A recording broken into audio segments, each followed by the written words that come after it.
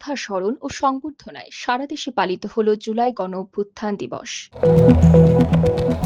প্রধানমন্ত্রী উদ্বোধন করলেন জুলাই গণ অভ্যুত্থান স্মৃতি জাদুঘর। বৃহস্পতিবার থেকে শরণার্থীদের জন্য উন্মুক্ত।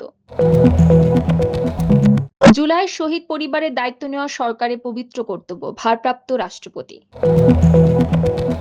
ফ্যাসিবাদ বিরোধী আন্দোলনের প্রতিটি হত্যাকাণ্ডের বিচার হবে, প্রধানমন্ত্রী।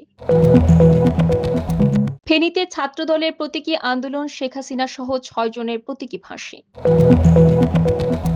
নারায়ণগঞ্জের তুলারাম কলেজে বক্তব্যকে কেন্দ্র করে ছাত্রদল ছাত্র শিবির সংঘর্ষ, আহত ১০। টমাহক ক্ষেপণাস্ত্র পরীক্ষার পর জাপানকে সামরিক পদক্ষেপের হুঁশিয়ারি উত্তর কোরিয়ার।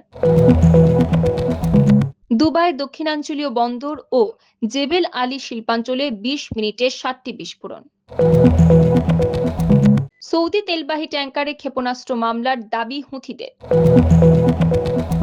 রেসলিংকে বিদায় বললেন কিংবদন্তি দ্য বেস্ট ব্রক লেসনার। এসএ-20-তে দল পেলেন বাংলাদেশের রিশাদ হোসেন।